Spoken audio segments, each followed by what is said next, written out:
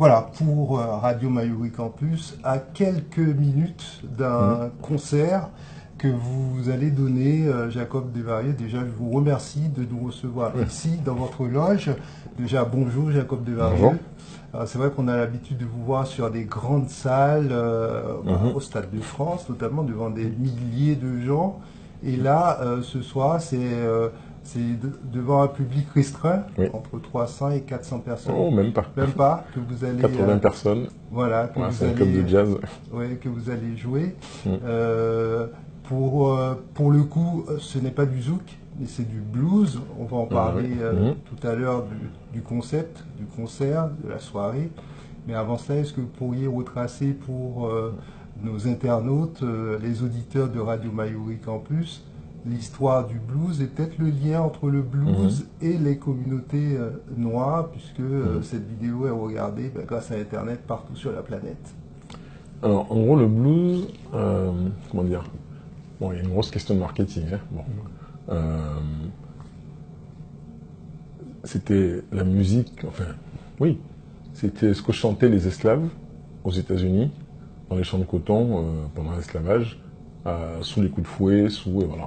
Évidemment, c'est un peu comme disait Johnny Hallyday, par exemple, qui est un des milliers d'artistes qui ont été inspirés par ce blues. Il dit, voilà, c'est le chant ou le cri qui dit les souffrances, qui dit les peines, les espoirs, enfin, de tout un peuple, qui s'est retrouvé en esclavage de l'autre côté du monde.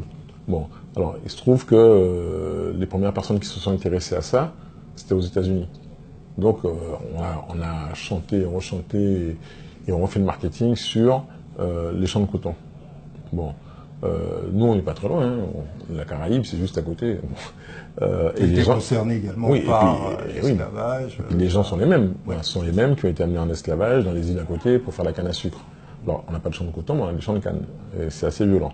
Donc, c'est pas pour comparer les souffrances, mais de toute façon, n'importe quel homme qui se retrouve en captivité et en esclavage, il va faire le blues à sa façon, à sa sauce. Bon, alors après, c'est juste une question de comment on décline les choses. Alors moi, j'estime que la musique qu'il y a dans la Caraïbe, c'est du blues aussi, parce que ça chante les peines et les espoirs de tous ces gens-là, quoi, tous les gens qui sont là-bas. Voilà. Alors, j'estime que la musique qu'il y a en Guadeloupe, en Martinique, oui, c'est notre blues à nous. Et on le chante avec notre cœur, et c'est pour ça qu'on chante en créole d'ailleurs, parce que la langue maternelle, c'est la langue où on peut faire passer les émotions le plus facilement. Une langue qu'on a appris, oui, on parle la langue, on la maîtrise, oui, tout ça, mais c'est pas pareil. Si quelqu'un marche sur votre pied, je suis sûr que vous allez trouver un moyen de l'insulter dans votre langue maternelle. Après, vous allez repenser que lui, il parle pas la langue, donc on va l'insulter en français, en russe, en chinois, quelle que soit la langue que vous avez appris. Voilà. Alors, Jacob Desvarieux, comment passe-t-on du zouk, dont vous avez été le fondateur, au blues? Ouais, on passe pas, hein, c'est la même chose. C'est simplement la façon dont on appelle les choses. Alors si on dit que les Antillais, ce sont des esclaves de la même façon que ceux qui sont aux États-Unis, et puis qu'ils ont souffert les mêmes choses et qui réagissent de la même façon, ce qu'on fait, ça devient du blues. Certains pourraient se sentir insultés d'entendre cela. Ça, c'est leur problème. Les coups de fouet sont arrivés pareil sur tout le monde. Hein. Donc, je ne vois pas en quoi ils se sentiraient insultés, parce que de toute façon, c'est ce qui s'est passé. Voilà. Donc, alors, ça s'est passé sur le sol des États-Unis. Alors, évidemment, tout le monde connaît le pouvoir de l'entertainment aux États-Unis. Dans les pays français ou espagnols ou autres, on n'a pas ce pouvoir-là. Bon, mais le résultat est le même. Alors, aujourd'hui, vous mettez en avant le blues. Est-ce que pour autant, c'est une page qui se tourne? Non, franchement non. Disons que j'ai fait un album en 2000 où j'ai essayé de mettre, pas toutes mes influences, mais pas mal de mes influences. Entre autres, il y avait le blues, parce que j'ai commencé par ça. Il y avait aussi de la musique de certains pays d'Afrique, parce que j'ai travaillé avec beaucoup d'Africains. Il y avait des musiques que j'ai entendues dans la Caraïbe. Voilà, donc j'ai compilé tout ça en fait dans mes inspirations. Entre autres, j'ai fait un genre de blues, on va dire. Et il y a des oreilles qui ont entendu ça et qui ont été compatissantes, qui ont dit « Ah tiens, c'est intéressant ». Bah oui. Alors, Jacob Desvarieux, quand on vous rencontre, vous donnez Vous êtes quelqu'un de humble, de très grande simplicité, d'humilité également. Mais on ne peut pas oublier quand même ce que vous avez amené à la musique. Vous êtes quand même à l'origine du zouk qui a évolué en divers courants aujourd'hui. Vous avez créé également à l'origine de Kassav, ce groupe qui est connu à travers le monde, qui a joué partout. On ne va pas énumérer et égrener les pays dans lesquels vous avez joué. Avec du recul, qu'est-ce que vous gardez de toutes ces années-là, de toutes ces tournées que vous avez réalisées et du chemin que vous avez parcouru? Je sais pas. C'est-à-dire que c'est difficile de répondre à une question comme ça parce que c'est un métier qui rend humble. Hein. Des fois, on croit qu'on a tout réussi, qu'on est au sommet, et puis poum, il n'y a plus rien, on tombe. Voilà. Et puis tout ce qu'on fait, on le fait parce que voilà, sur le moment, on trouve ça bien, quoi. Ouais, c'est sympa. C'est après, il y a des journalistes qui nous rappellent, mais vous savez que vous avez joué là, là, là, tout ça, vous avez fait des trucs que personne n'a encore fait ou autre. Ouais, c'est bien, ouais, on est content. Mais je vais pas, comment dire, je vais pas avoir la tête qui passe plus par les portes parce qu'on a eu de la chance. Voilà, on a fait des trucs. Oui, je pense que c'est bien. Hein. Quand je réécoute aujourd'hui, je me dis. Oui, c'est bien ce qu'on a fait. On a créé des trucs, mais j'étais pas tout seul d'abord. Hein. On a créé des choses, on a fait avancer des choses, mais bon, tous les musiciens rêvent de faire avancer les choses. Hein, de faire un petit truc en plus qui va faire que les copains, quand ils vont entendre, ils vont dire « Ah ouais, ça c'est super ». Bon, oui. De là détailler, franchement, il faudrait que je m'arrête et puis que je réfléchisse. Et des fois ça arrive, hein. On se dit « Mais attends, on a fait ça, mais on était inconscient. Ou on se rendait pas compte. » Voilà, on n'a pas été le faire en se disant, voilà, on va faire ça, on va aller dans tel pays, on va révolutionner le truc. Non, on l'a fait parce qu'on trouvait ça bien, simplement. Est-ce que vous avez été animé pendant toutes ces années par une espèce d'engagement, une volonté de voir changer un certain nombre de choses dans la société? Parce qu'on sait que vous vous êtes associé à pas mal de causes, la cause noire, pour plus de visibilité dans les médias, et également, bon, on sait que aux Antilles Guyane, nos jeunesses sont confrontées à d'énormes difficultés. Les perspectives d'avenir ne sont pas toujours évidentes. Est-ce que vous avez le sentiment que vos messages, puisqu'il y a eu tellement de chansons, que vos messages ont été entendus? Est-ce que vous avez le sentiment que finalement, ce que vous avez planté a porté des fruits? Oui, clairement. Bon, il faut savoir que à la base, ce groupe, il est issu des mouvements identitaires. À l'époque où tout le monde se posait des questions, enfin en tout cas chez nous, qu'est-ce qu'on fait là, d'où on vient, comment ça se fait qu'on est si loin de l'Afrique alors que de toute façon tous les Noirs viennent d'Afrique, enfin, etc. Bon, il y a eu plein de problèmes qui se sont posés, mais d'ailleurs même le nom du groupe, même l'idée même de faire ce groupe, c'est venu du fait que Pierre-Édouard Décimus, qui est le concepteur même du groupe, il jouait dans un groupe qui s'appelait les Vikings. Bon, qui était un des groupes les plus cotés de la place. Et il jouait dans un hôtel et il y a des touristes qui ont dit tiens, c'est super votre truc, comment le groupe s'appelle? Et il a dit les Vikings. C'est des Européens, ils se sont mis à rire. Il a dit ah, des Vikings, ils sont tout noirs. Bon. Alors ça l'a vexé sur le moment. Et puis après, il a réfléchi, il s'est dit ils ont raison.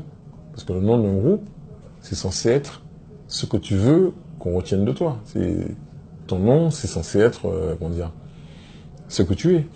Bon, quand tu t'appelles les Vikings et que tu es noir, là, il y a un problème, il y a un souci. Au-delà du racisme, tout ce qu'on veut, mais il y a un souci quand même, parce que on te voit et ton nom ne correspond pas. Et comme on était en plein mouvement identitaire, donc il a dit il faut qu'il y ait un nom, il faut que le groupe ait un nom qui correspond à ce qu'il est, à d'où il vient, à ce qu'il défend comme idée. Bon, on est antillais, ben voilà, il faut que ce soit un nom que, même si tu dis un japonais, un chinois, n'importe quoi, il sait que ça vient pas des États-Unis, ça vient pas d'Espagne, ça vient pas du Japon, ça vient des Antilles. Donc ça, c'était important. La musique qu'on fait, pareil, c'est-à-dire que on peut pas faire du rock'n'roll. Nous, on vient des Antilles. Le rock'n'roll, c'est pas la musique du coin. On a une musique, on a de la musique, puisque bon, voilà, on est issu de plein de pays africains, on va dire, en même temps, hein, qui se sont mélangés avec l'influence éventuelle des colons du coin qui parlaient soit anglais, soit espagnol, soit hollandais, soit etc. Bon, il faut que ça se sente. Et puis, il faut que cette musique, contrairement à ce qui se passait à l'époque, on parlait de world music, bon, enfin, on voulait dire third world music, je pense. Ils ont voulu être gentils, ils ont dit world music. c'était de la musique anglo-saxonne chantée par quelqu'un du tiers-monde, on va dire. Hein, bon, ça, c'était la world music. Bon, nous, on n'est pas de la world music, on est de la musique des Antilles.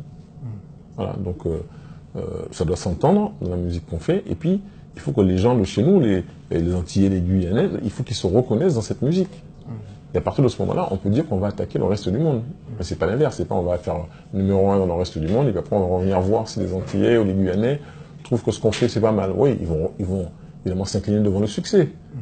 Mais bon, c'est pas ça qui va être déterminant pour qu'ils disent j'aime ça ou j'aime pas ça. Voilà. Si aujourd'hui, il n'y a aucun doute là-dessus, quand Kassav joue quelque part, ce sont des centaines de gens, milliers de gens qui se rassemblent, qui répondent à cette, en tout cas, qui répondent donc à cette sollicitation, à cette demande. Et malgré cela, on a l'impression que il y a encore des choses à faire. Oui, il y a beaucoup de choses. Bah, de toute façon, nous, bon, je disais au départ, on vient des mouvements identitaires, mais bon, on est militants. Hein. Bon, alors, militant, ça peut être avec une Kalachnikov à la main, ça peut être avec un stylo à la main, ça peut être de diverses façons.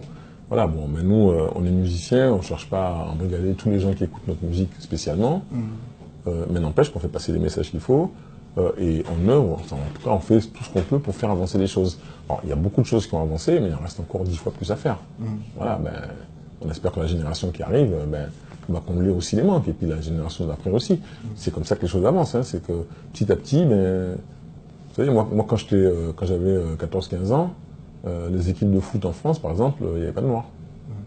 Bon, là maintenant, des fois, il y a des blancs. Même l'équipe de France. Bon, voilà, donc il y a beaucoup de choses qui ont changé, qui ont avancé. Il en reste encore plein, parce que jusqu'à maintenant, à part disons l'entertainment, le spectacle et le sport, où on est carrément surreprésenté, le reste, c'est plus compliqué. Voilà. Et nous, on se bat pour ça. On est mieux placé pour le savoir. Hein. Bon, ce serait bien que mes enfants ou mes petits-enfants, qu'ils aient comme modèle des intellectuels, je sais pas, de tout, quoi. Des boulangers, des sportifs, oui, mais pas que des sportifs et des musiciens, parce qu'ils ne vont pas tous être sportifs ou musiciens. Ce serait bien qu'ils voient aussi d'autres choses, quoi. Comment se porte Kassav aujourd'hui? Vous avez fait une pause Oui, alors c'est un peu... Vous pouvez encore revenir sur scène ou C'est plus simple que ça. En fait, le groupe, l'année prochaine, le groupe aura 40 ans. Vous allez fêter ça? Alors, évidemment, on va essayer de faire une petite fête intime. Oh non, ce sera intime. On va faire dans une petite salle, comme c'est 40 ans. Il y a une nouvelle salle qui s'est ouverte, qui prend 40 000 personnes. D'accord, c'est vraiment une petite salle. Voilà. Et donc, on va fêter ça là-bas l'année prochaine. Et on s'est dit qu'entre-temps, c'est à Nanterre. C'est pareil. Hein. Ça s'appelle l'U Arena. Ça a été inauguré par les Rolling Stones, d'ailleurs, je crois, cet automne. Et donc, on s'est dit, bon, pour pouvoir faire une salle comme ça, comme quand on avait fait au Stade de France, l'année d'avant, il faut se calmer un peu, il faut faire un peu moins de concerts partout, de façon à créer le manque, et puis que le jour où on annonce, ça va être à l'automne, je pense, quand on va annoncer ce concert-là, tout le monde aura envie de nous voir, parce que ça fera un moment qu'ils ne nous auront pas vus. Donc cette année, on lève un peu le pied. Bon, on fait d'autres choses, par exemple, là, je fais du blues. Oui, tout à fait. Voilà, Justine, elle fait un autre truc, Jean-Philippe fait autre chose. Mais on est là. Il y a quand même quelques concerts, mais on a beaucoup levé le pied, parce qu'aussi, il faut préparer le concert de l'année prochaine. On y vient justement à ce concert qui va avoir lieu tout à l'heure, où le blues sera à l'honneur, de manière aussi de faire, de prendre un petit peu, de respirer un petit peu, de se faire aussi plaisir à côté de ces grandes messes musicales. Alors, comment est né justement ce concept du blues? Vous m'aviez dit en début d'interview, d'entretien, que vous avez commencé par le blues Jacob Desvarieux. C'est une espèce de comeback là ce soir ici Oui, en fait, j'ai commencé par le blues, comme la plupart des guitaristes, enfin en tout cas en Europe ou aux États-Unis, parce que ça a l'air plus facile. Parce qu'on entend un gars qui fait 2 notes et tout le monde dit waouh, c'est super. Bon. Voilà, sauf les 2 notes, c'est un boulot. Enfin, bon. Et donc, j'ai fait ça au début, puis après, bon, ça a évolué parce que j'ai rencontré des musiciens qui venaient d'autres horizons, jusqu'à ce que je tombe dans Kassav. Bon, voilà. Et là, quand j'ai fait cet album en 2000, il y a plusieurs personnes qui m'ont dit, tiens, tu devrais faire des concerts de cette formule-là. Sauf que bon, c'était un peu compliqué, Kassav est retourné tout le temps. Donc j'ai profité des quelques mois qu'on a de répit là cette année pour pouvoir faire ça. Donc on a fait un festival Banlieue Bleue. Là aujourd'hui on fait le Nubia. Après on doit faire Guadeloupe, Martinique, Guyane, Réunion. On va faire New York, Boston, tout ça. Je profite. Les dates sont déjà arrêtées? Non, pas toutes. D'accord, pas toutes. Mais après il y a déjà pour la demande. Guyane par exemple. Oui, par exemple, voilà. On va essayer de faire ça avant la fin de l'année.